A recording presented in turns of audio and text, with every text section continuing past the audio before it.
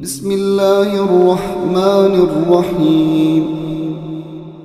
الحمد لله رب العالمين الرحمن الرحيم مالك يوم الدين إياك نعبد وإياك نستعين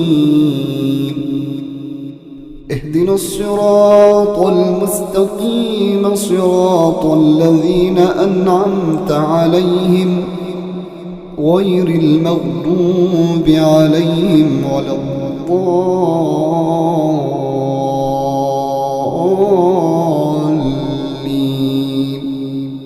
اعوذ باللہ من الشیطان الرجیم. بسم اللہ الرحمن الرحیم. اللہ کے نام سے جو رحمان و رحیم ہے. اسلام جو تہذیب انسان کو سکھاتا ہے، اس کی قواعد میں سے ایک قاعدہ یہ بھی ہے کہ وہ اپنے ہر کام کی ابتدا خدا کے نام سے کرے. اس قاعدے کی پابندی اگر شعور کے ساتھ کی جائے تو اس سے لازماً 3 فوائد حاصل ہوں گے. ایک یہ کہ انسان ہر برے کام سے بچ جاتا ہے، کیونکہ یہ بات اسے سوچنے پر مجبور کر دیتی ہے کہ کیا واقعی میں اس کام پر اللہ کا نام لینے میں حق بجانب ہوں. دوسرا یہ کہ جائز کاموں کی ابتدا میں اللہ کے نام سے انسان کی ذہنیت بالکل ٹھیک سمت اختیار کر لیتی ہے. تیسرا یہ کہ جب وہ خدا کا نام لے کر اپنا کام شروع کرے گا تو اس میں خدا کی تائید اور توفیق اس کے شامل حال ہوگی. اس کی کوشش میں برکت ڈالی جائے گی اور شیطان کے فسادات سے اس کو بچایا جائے گا. خدا کا طریقہ یہ ہے کہ جب بندہ اس کی طرف توجہ کرتا ہے تو وہ بھی اپنے بندے کی طرف توجہ فرماتا ہے. الحمد للہ رب العالمین. تعریف اللہ ہی کے لیے ہے جو تمام کائنات کا رب ہے. سورہ فاتحہ اصل میں ایک دعا ہے جس کی ابتدا ہمارے پروردگار کی تعریف سے ہوتی ہے.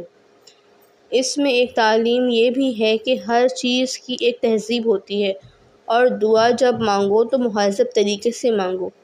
یہ کوئی تہذیب نہیں کہ منہ کھولتے ہی جھٹ اپنا مطلب پیش کر دیا جائے. تہذیب کا تقاضا ہے کہ جس سے دعا کر رہے ہیں پہلے اس کی تعریف بیان کریں، اس کے احسانات اور مرتبے کا اعتراف کریں. کسی کی تعریف کی 2 وجوہات ہوتی ہیں. ایک یہ کہ وہ خود بہت حسن و خوبی اور کمال کا حامل ہو. دوسرا یہ کہ وہ ہمارا محسن ہو اور ہم اعتراف نعمت کے جذبے سے سرشار ہو کر اس کی خوبیاں بیان کریں. اور ذات باری تعالیٰ میں یہ دونوں ہی وجوہات یکجا ہیں. اس لیے تعریف صرف اللہ ہی کے لیے ہے. دنیا میں جہاں جس چیز اور جس شکل میں بھی کوئی حسن، کوئی خوبی، کوئی کمال ہے تو اس کا سرچشمہ اللہ ہی کی ذات ہے. کسی انسان، فرشتے، سیارے، غرض کسی مخلوق کا کمال بھی ذاتی نہیں ہے بلکہ اللہ کا عطیہ ہے. پس اگر کوئی اس کا مستحق ہے کہ ہم اس کے احسان مند ہوں تو وہ ہمارا خالق ہے جو تمام کائنات کا رب ہے. الرحمن الرحیم. رحمان و رحیم ہے. انسان کا خاصہ ہے کہ جب کوئی چیز اس کی نگاہ میں بہت زیادہ ہوتی ہے تو وہ مبالغے کے صیغوں میں اس کو بیان کرتا ہے. یعنی ایک لفظ بول کر اگر وہ یہ محسوس کرتا ہے کہ اس سے اس شے کی فراوانی کا حق ادا نہیں ہوا تو وہ پھر اسی معنوں میں ایک اور لفظ بولتا ہے تاکہ اس کی کمی کو پورا کیا جا سکے. جیسے سخی کے ساتھ داتا، یعنی سخی داتا کا لفظ استعمال ہوتا ہے. اسی طرح یہاں رحمان اور رحیم میں بھی یہی نقطہ پوشیدہ ہے. مالک یوم الدین. روز جزا کا مالک ہے، یعنی اس دن کا مالک جب تمام اگلی پچھلی نسلوں کو جمع کر کے ان کے اعمال کا حساب لیا جائے گا اور ہر انسان کو اس کے اعمال کا پورا صلہ ملے گا. اللہ کی تعریف میں رحمان و رحیم کہنے کے بعد مالک روز جزا کہنے سے یہی بات نکلتی ہے کہ وہ نرا مہربان ہی نہیں بلکہ منصف بھی ہے، اور منصف بھی ایسا با اختیار کہ آخری فیصلے کے روز وہی پورے اقتدار کا مالک ہوگا. لہٰذا ہم اس کی ربوبیت اور اس کی رحمت کی بنا پر اس سے محبت ہی نہیں کرتے بلکہ اس کے انصاف کی بنا پر اس سے ڈرتے بھی ہیں۔ ایاک نعبد و ایاک نستعین، ہم تیری ہی عبادت کرتے ہیں اور تجھی سے مدد مانگتے ہیں۔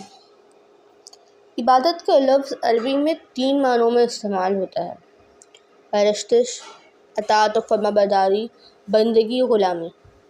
اس میں بیک وقت تینوں معنی مراد ہیں، یعنی ہم تیرے پرستار بھی ہیں، تیرے مطیع و فرمانبردار بھی ہیں اور تیرے بندے اور غلام بھی ہیں۔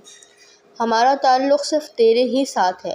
ان تینوں معنوں میں سے کسی معنی میں بھی کوئی دوسرا ہمارا معبود نہیں۔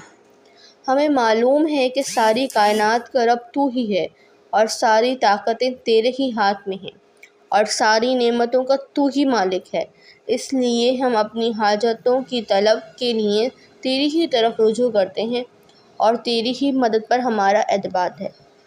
اہدنا الصراط المستقیم، ہمیں سیدھا رستہ دکھا۔